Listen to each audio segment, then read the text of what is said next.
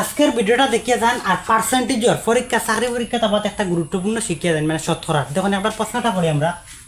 একটি ভোট কেন্দ্রে উপস্থিত ভোটারদের 60% ভোট পেয়ে একজন প্রার্থী নির্বাচিত হয়েছে।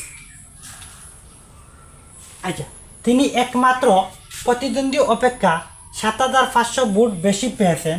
ভোট কেন্দ্রে কতজন ভোটার ছিল? হয়েছে একটা ভোট কেন্দ্র 60% ভোট পেয়ে একজন প্রার্থী নির্বাচিত হয়েছে। আচ্ছা, টোটাল ভোট মোট ভোট ধরি আমরা 100%। মোট ভোট কত পার্সেন্ট? টোটাল ভোট বা মোট ভোট আমরা ধরি 100%। মোট ভোট কত পার্সেন্ট?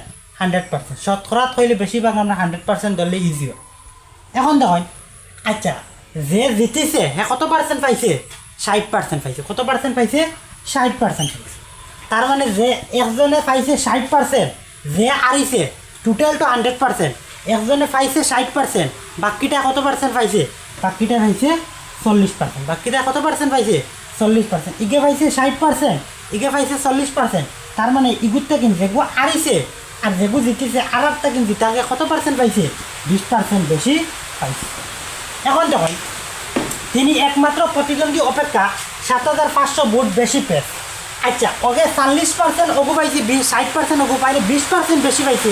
আর টোটাল ভোট ৭৫০০ পাইছে। 20% বেশি মানে কত? ৭৫০০।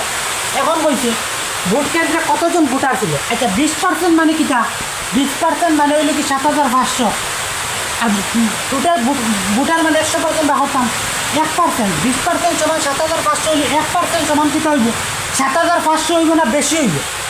৭৫০০ হইব না কম হইব? কম হইব। কম হইলে বাঘ, কম হইলে বাঘ।